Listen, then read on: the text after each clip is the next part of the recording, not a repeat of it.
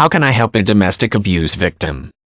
If you know someone is a victim of domestic abuse, you must carefully consider how to help her, or him, without making the situation worse. Wishing to intervene in a domestic abuse situation is a natural response, but it could put both the victim and you at risk. If the victim's life is in immediate danger, contact the police. If the victim is not in immediate danger, contact a local battered women's resource or a national domestic abuse hotline. Trained experts can advise you about the safest way to offer support to a domestic abuse victim. A victim of domestic abuse generally should leave the situation, but attempting to leave also can be dangerous and must be carefully executed. If someone tells you she's suffering from domestic abuse, emphasize that you believe her and offer emotional support. Don't be judgmental or otherwise say things that may alienate her. She needs someone she can trust. Contact a domestic abuse hotline or local shelter as soon as possible. Unless absolutely necessary, don't offer to hide a domestic abuse victim in your own home, because this could put you or your family in danger. A trusted friend or relative in another city is better, but contacting the local battered women's resource is best. Workers there can arrange for safe passage to a shelter in a hidden location. A shelter also can take in children of abuse victims, and some can arrange for their continued education or busing to their school.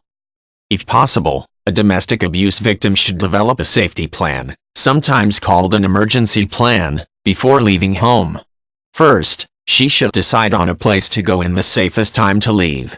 When making these decisions, she should not use her home phone or computer, which could alert the abuser to her plans.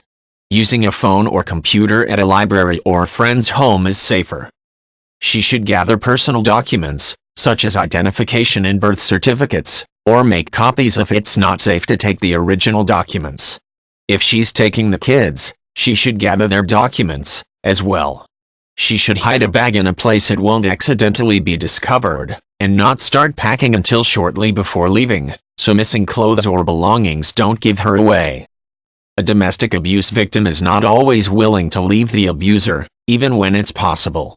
You can try to convince her, but, in many cases, all you can do is offer to help if she changes her mind. Be supportive, but don't provoke the abuser or get in the middle of the situation, if you can avoid it. If you witness violence happening, call the police. In some areas, officers can file charges on an abuser even if the victim doesn't. Be careful, however, because this can cause the abuser to direct his or her wrath at you. If you're not sure someone is a domestic abuse victim, educate yourself by learning more about domestic violence situations. This will help you to recognize warning signs and be prepared in case your suspicions are confirmed. Most areas in the U.S. have hotlines or other resources that can provide assistance or counseling 24 hours a day.